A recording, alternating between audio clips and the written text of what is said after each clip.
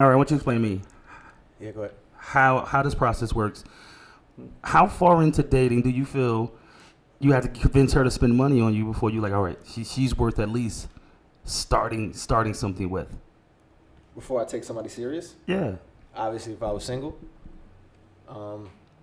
after I start feeling it in my wallet a Disclaimer, little bit. obviously if you were single. Yeah, obviously you were single, bro. As soon as I start feeling it in my wallet a little bit. All right, so let's put some days on this. 5 days. You swiped your ATM card 5 times. Now the thought goes on, all right, now I need to start seeing if she's willing to spend money. Step 1. Like, how does that process work? No, I just start watching her swag and her style. Like after we start going out to eat and everything, she's all happy and everything, leaving and everything, and I'm because you pay for everything. Yeah, exactly. And I'm noticing the bills getting more and more. I think that might be a little difficult though. I mean, especially nowadays, the whole concept is to get men to spend as much as possible and women the least as possible. So I think that's going to be a problem. Nah, I'm not doing that. Not for you. No. I think you're making it sound a lot easier than what it really is. I'm not gonna lie, man. It's been so long since I remember like what it's like, but I just know that. And see, that's the problem right there. Yeah, it's been so long since you've been yeah. out the game. Yeah. I don't think you understand how progressively the game has moved. Yeah. I think that's the problem. I don't think your approach will work in today's dating world. No. Luckily, you don't have to date.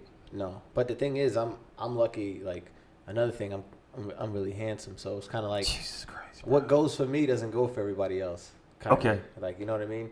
You mix that with the Fucking arrogant, bro. Fucking arrogant. You mix all that together, I probably get somebody to pay the first date. Okay, all right. To be honest with you. It sounds good. Yeah. But I don't remember what it's like to even give advice on stuff like that. Yeah, it's a little weird. Yeah. It's been a minute. Well, we should get into that stuff you was asking me about before with that video I put out on Instagram. What you put on your Instagram page? Yeah. As far as about apologizing to people. Can you elaborate that, please? Well, the bottom line is this: like, if I did something wrong to you, and I understand I did something wrong, and I apologize to you, and I told you, look, man, I apologize for that. That was, sometime if it was out of character, it was out of character, right? Because that's another thing I want to harp on too. Because some things is not out of character; it's just unfortunate. Like, I'm sorry you had to deal with that. Okay. But like that's kind of like me. But what I'm saying is, if I'm apologizing to you for something I did do wrong, and I was wrong about it, and I've I built myself better because of it, you know what I mean? And I'm better, and I feel better about it, and I forgave myself. It's over. After I apologize to you. So if you forgive me, like whether or not you do or not, that's on you. Because now I'm not dealing with it no more. How dare you? Well, I'm not over it though. I think this is a 2-person entanglement. If I have an issue with you, you have an issue with me. I don't think you can dismiss your issue with me, but I have not dismissed my issue with you. But that's not my issue no more. That's what I'm trying to say. Because I can't let that bother me anymore. I wouldn't want that for anybody. No, you wouldn't want it for yourself. I think you're just being a little selfish in that regards. Nah. I like to move on. After I forgave myself, I'm moving on. I don't got time for people. Does it depend on the offense that you're apologizing for? Well, yeah, obviously, but it doesn't matter the offense after a while. It depends on when I get there. But I'm gonna get there, and once I get there, it's over. Like so, I'm just moving on from it. So the only thing that's gonna change based on the offense is how long it'll take you to be over it. Yeah, because I notice and I see often like people hold people hostage for things that they've done in the past, and like those people that are holding other people hostage aren't perfect, and I just know that. Every time I look at somebody, I see a imperfect individual. Okay. Just like myself, so I'm just like, man, whatever you bringing to me, like whatever you coming at. With all your arrogance and everything, I know it's hiding something. Like, you know what I mean? Like, so I'm just not beat for none of it. I love how you switch that around. Like, it's me. It's me. So you understand the things I have going on in my life and why I'm not allowed to progress and let this go. But you've already let it go for me. And, okay. I let it go for myself. It sounds like you're trying to let it go for me as well. No, if you let it go, that's on you. But I feel you probably should let it go, depending on what it is. You know what I mean? I dig that to a point. Like I guess you're depending on the offense and what you're apologizing to me for will determine if I will allow you to, I guess, be over that. Man, I forgive myself. Like I when somebody has done wrong to me, it's easy for me to forgive. You know, because I still look at the situation like, once again, like it's my fault somehow anyway. See, that's why you always be in them situations. I'm not. No, you putting out this like this greater than I aura. You putting out this this really nice aura. I'm not trying to put out that aura. Hey, look, check this out, right? The other day, well, recently, I had to get some plumbing work done, right? And I had one guy who said he was my people. You know, I've been in the business for a while. He said he was going to give me a good price. He gave me a price. Okay. And, was it a good price? No. Well, obviously, it was a price I had to question. You know, I had to question the price. He gave me a price, and then he went up $400. Called me back, and then went up $400. He thought about it. Yeah, he said, well, but when he went up $400, since this was a job I didn't know much about. Okay. But when he went up $400, that made me think about, like, what is $400 worth? Like, what kind of work can you get done for $400? Like, I'm in the business. I see how much people pay, like a handyman or a day laborer, real good day laborers, $400. You know, that's 2 workers in a whole day. So that made me think, like, oh, so that one little piece you were talking about with the pipe, that was going to take another 2 workers, another $400. So I put that together. I said, no, that's crazy. That's crazy. These guys, good workers, they get paid like $200 a day. And somebody would say, well, that's not professional, but they're working with a professional. Correct. You know, and if $200 a day is cheap, that's like almost like $28 an hour. And they only work like 7 hours in this particular case. So if you make $28 an hour, yeah, if you make $28 an hour now, you're doing pretty decent for yourself, right? So, hey, so I go back, I get a second opinion. This person gets an attitude with me because I got a second opinion, cursing me out, call me all types of names, tell me don't call him anymore, all types of names, all because I challenged him. You know what I mean? On his pricing. On his pricing. He said when he raised the price $400, he said that I came at him aggressively, and he didn't like that. He felt disrespected. And guess what? I don't remember what happened, but if I did, guess what? I forgave myself. I don't care. There you go with that. I forgave myself again. So that's his problem now. That's not my problem. I don't think that's a situation where he should have been upset though. That's the problem. I should have been upset because I saved $4,000 dealing with somebody else. This is what I'm saying. Yeah, so that means he tried to beat me on top of the head. So maybe he was more upset because he was upset that you saw through a scam and he was exposed. Right, but I'm saying I don't care that he's upset. Doesn't matter. You've moved on. Yeah, I moved on. With the $4,000 savings. That's how you gotta do it. Yo, man. He's a funny guy. Yeah, you know what? People, when I look at them, it's always a challenge, man. They know it is. You know, I ain't got time for the bullshit. I see the weakness. You know what I mean? I see the weakness. I just look at people and I watch them. And when I sit back and I be quiet, and I like to play like I don't know any better. Because when I attack you, I know exactly where your weaknesses are. Because I watched you for a long time. I watch other people talk about you, and I know it bothers you. You know, I sit back and I just watch. That's that fighting strategy. Yeah, I love it. So, and the shit works too, because I'm successful. And the more and more successful I get, the more and more shit I talk. You know what I mean? Hey, the more and more you prove yourself right. Yep. What's that other thing we had? Let me check my computer right now. Can I really be sorry for being myself? Okay, that's what I get. Can I really be sorry for being myself? Yeah. Like how you, as far as about apologizing, I guess I was trying to probably go into relationships and stuff like that. When you're in a relationship and you do something wrong and you apologize, I guess that's something different. I mean, but that's a given though, right? No, not necessarily. Not necessarily. Because some things I see where you're going with this. Some things like you have a disagreement on, and maybe you were overly aggressive or just being yourself. You got to be careful with how you apologize with that. Correct. Because I don't want you to think I'm not going to do this again. I'm about to say I don't want to mess up your expectations. No. And to let you think that I felt that I was wrong and it won't happen again. Well, we're not talking physical. You just seem like you're talking some physical shit. I'm just talking like mental. Like if you say something that kind of like that sets me off, you know, I'm still dealing with and working with those things that set me off. So You know what I mean? I'm just sorry you had to deal with that at that particular time. You know what I mean? I don't want that to happen like that. You know what I mean? I'm working on that. But I hear people saying apologize and never happen again. And that's kind of like unrealistic. Okay. And a lot of times it happens again.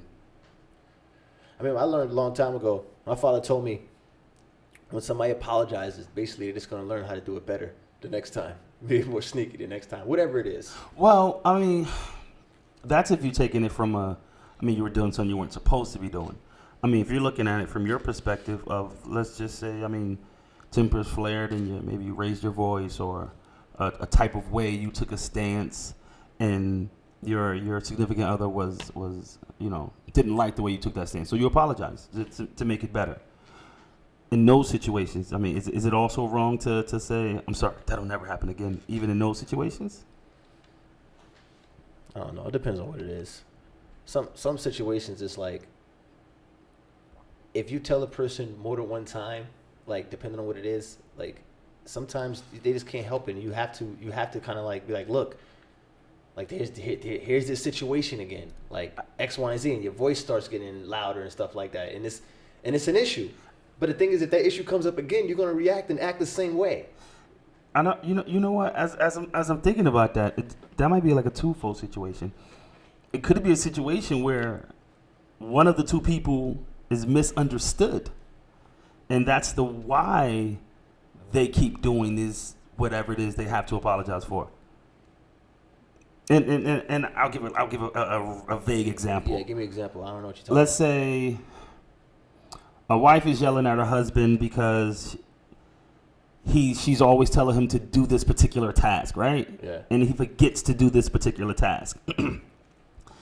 He's not forgetting to do this particular task just to make his wife upset. Maybe he just doesn't value the task the same way. That doesn't make it wrong. He's not doing it on purpose. I just don't have the same value, and I forgot. So you always gonna leave your socks on the floor and stuff like that? Maybe you're not apologizing for. No, because maybe I don't value putting it in the hamper the same way my wife puts. Maybe she puts a 10 on the value of putting the socks in the hamper. I put a value of 3. Why would I apologize?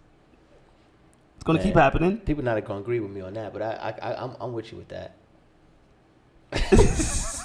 I didn't think he was gonna agree with that. Some of the smaller things, man, I can't help, man. I'm gonna forget those things because I'm working on so many larger things. Because you don't place the same value on those particular tasks. But I guess it gets to an understanding, because then I guess you have to figure out, all right, darn, she puts who bends there? You're putting a 3 on it. She's putting a 10 on it. You're saying, hey, you need to abide by, but I'm only putting a 3. And then she's like, hey, you need to abide by, I'm putting a 10 on this. I don't know. Like, at the end of the day, though, there's still a balance in between that, right? Okay.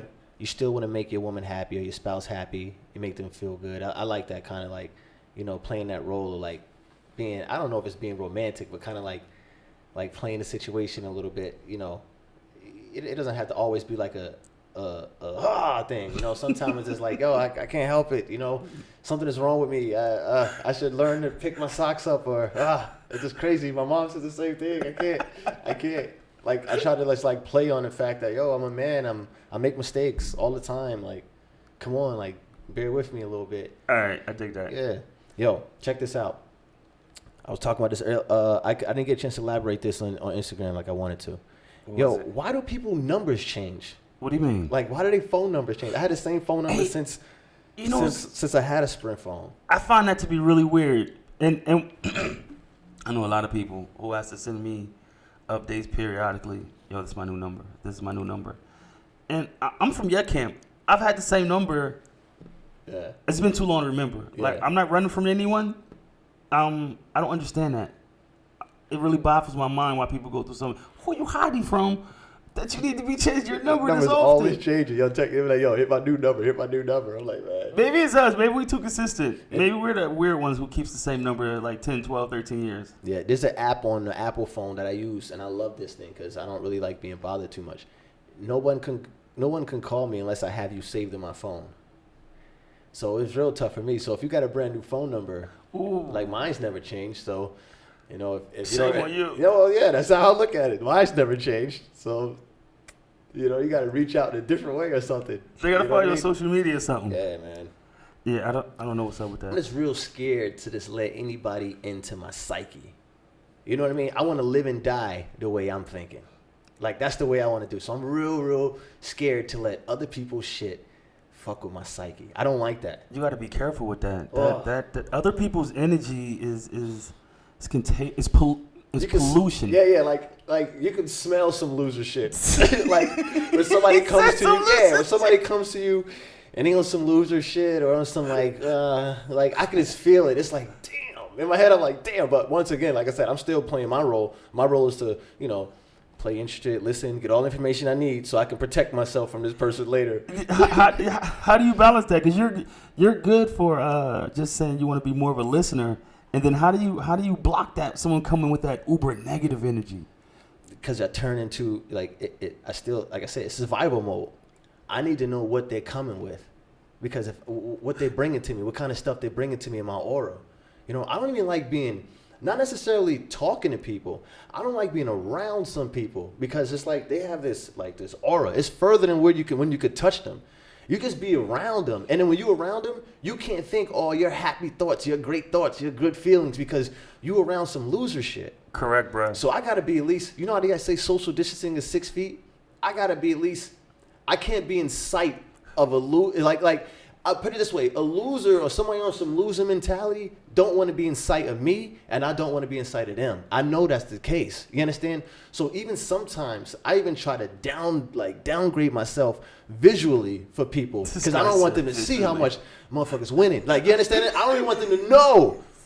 I don't want them to know what the fuck I got going. You know, you just don't want them to know. You're just kind of like, oh, whatever, man, whatever they bring. But if they try some shit, you got all the information you need about them, because you just sat there and listen. You understand what I'm saying? That's the psychology of fighting. I think a lot of people got to be aware of the people they let in their solar system. They say solar system. I mean, because that's how you got to look at it. Like you put out your aura, you put out your solar system, Yeah. and it repels, like you say, all that loser shit, all that non-winning, all that complaining, all that woe was me attitude type stuff. It keeps that at bay. Yeah. But what it also does is hopefully it helps bring other winner energy towards you. Like, I'm putting out nothing but positivity and winning over here. You know what's crazy?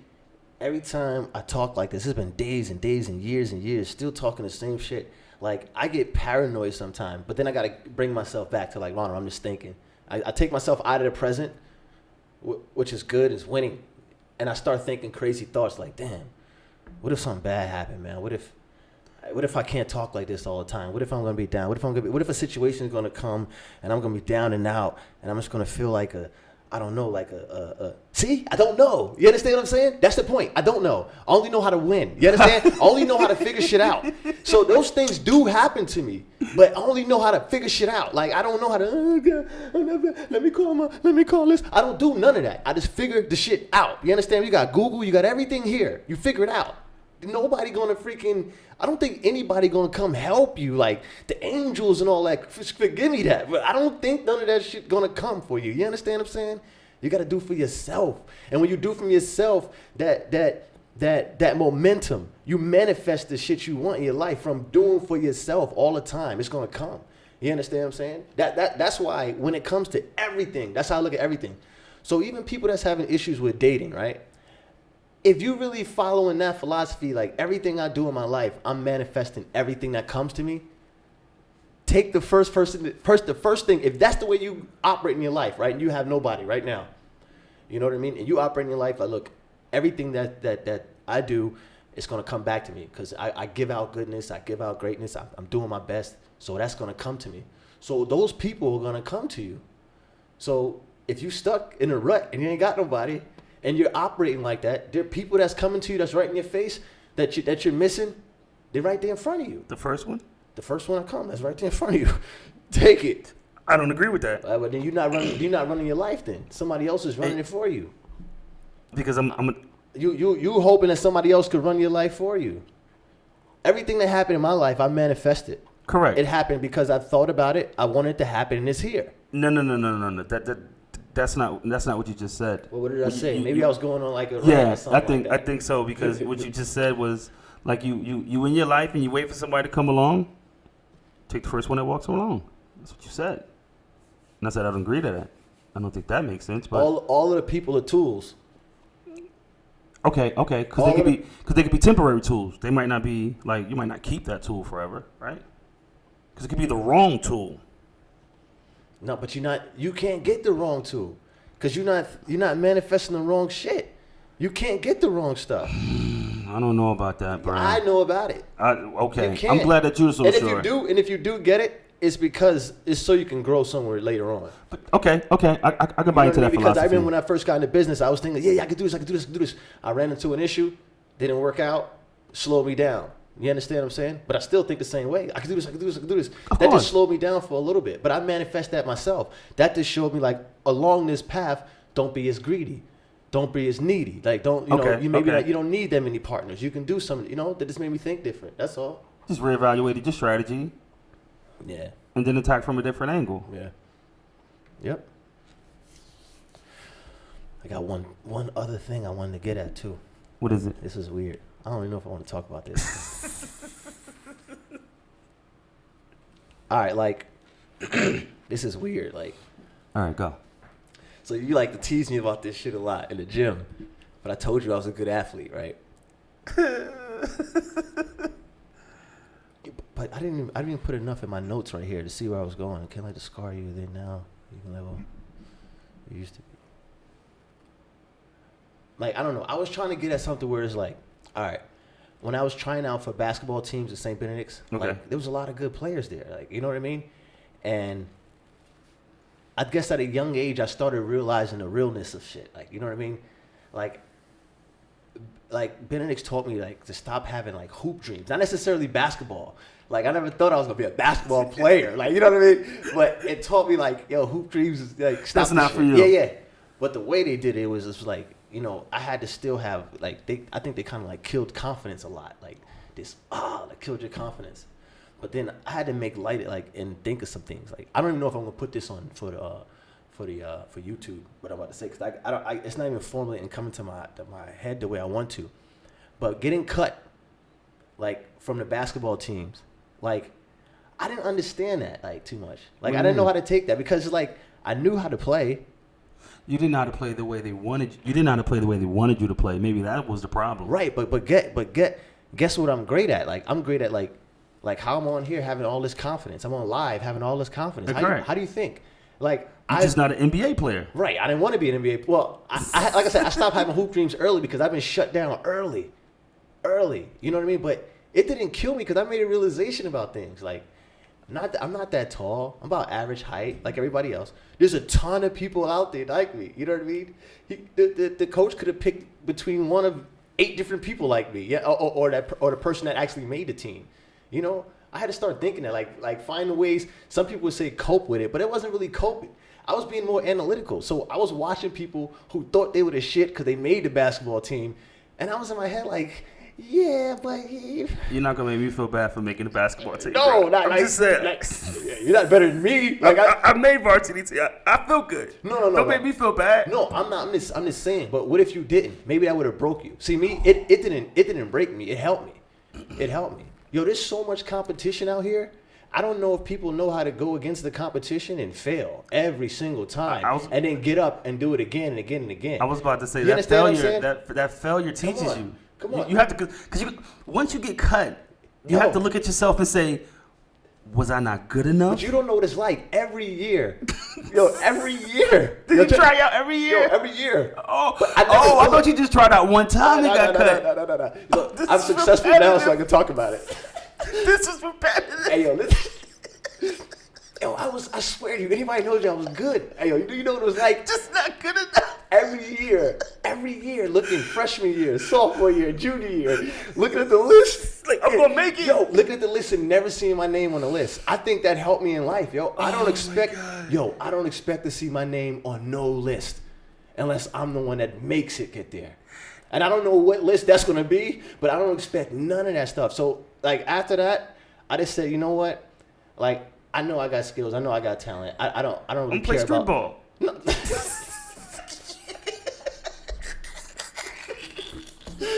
I had no choice at that point. I had the varsity sneakers. That was pretty good. Sometimes people will come like, yo, you play varsity? I had a pair of the varsity sneakers because somebody hooked me up with their sneakers, right? Oh, my God. I was good. I'll be playing the playground. People like, yo, you play varsity? In my head, I'm like, damn, I don't even play freshman. I ain't play nothing. Now when it came to basketball, Hey, yo, I'm hurt. But you did play baseball, though. Man, come on, cut it out, man. Baseball's a sport. I know it's a sport. So you were good at it? Were you good at baseball, though? I was good at everything that I've done. Okay, Like, just not basketball. yeah, this is a raw good. You know how oil is like oil Unrefined? Yeah, you got to refine oil in order for it to be useful. So you didn't have all the skills because you didn't practice yet, or you just didn't have that skill set. That's wasn't coached, and I'm not really good at listening to people. you like to go your own way with things. Yeah, I got to get better with that. Like This is why you didn't make the team, because you were good. You just weren't good at doing what they wanted you to do. That was the problem. I was an asshole. Add it up.